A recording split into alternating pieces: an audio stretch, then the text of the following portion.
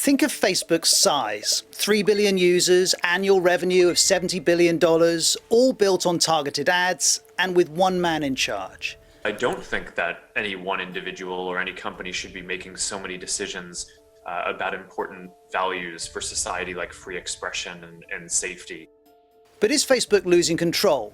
Can it manage misinformation and hate speech? Facebook's certainly under pressure. It's facing an advertiser boycott that's growing by the day. It was started by the campaign Stop Hate for Profit. It lists the content it wants gone from Facebook and Instagram too. This includes white supremacy, anti-Semitism, and vaccine misinformation. And the message resonated. All of these companies have now joined the boycott.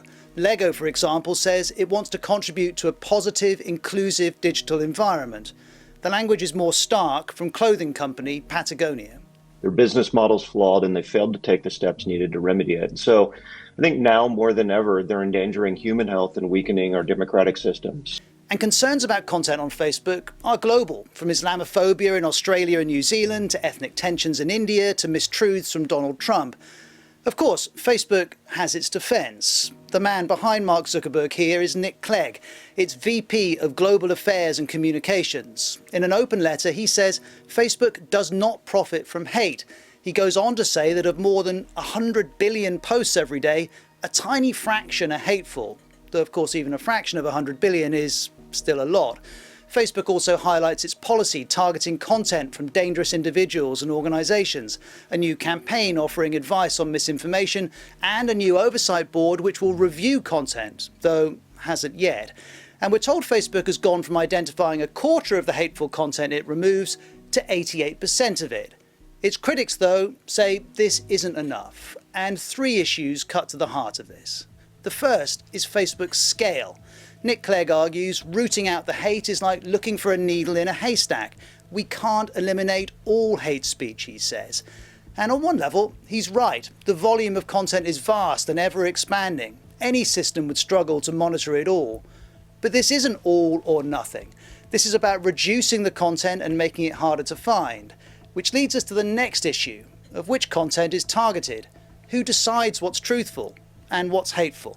This is Mark Zuckerberg talking to the BBC. I think you want to generally allow as wide of an aperture of expression as possible across the internet. He's also said he doesn't want Facebook to be an arbiter of truth. But this ad boycott is asking all tech platforms to be arbiters. And they're reaching different conclusions. Twitter labelled a Donald Trump tweet as glorifying violence. The streaming service Twitch has suspended the Trump campaign because of hateful conduct. That refers to a 2015 Trump speech in which he accuses Mexico of sending rapists to America. Facebook, for its part, says it has zero tolerance of hateful posts, but it hasn't removed anything by the president. Matters of truth and hate are sometimes clear, often they're not. It's a judgment, and that tension around what stays and what goes will not be easily resolved. So we've looked at scale, at defining truth and hate. Next, the issue of responsibility. Does Facebook simply reflect reality? Facebook's response to this boycott has restated two of its long-standing beliefs. One, that the vast majority of conversations on its platforms are positive. And two, this. When there's hate in the world, there will also be hate on Facebook. Facebook believes it's a force for good, that it's motivated by making the world better, that it reflects society. Not so, argues US media veteran Walter Isaacson. He says Facebook does not just reflect society's hatred and resentments, it amplifies them, intentionally, for profit.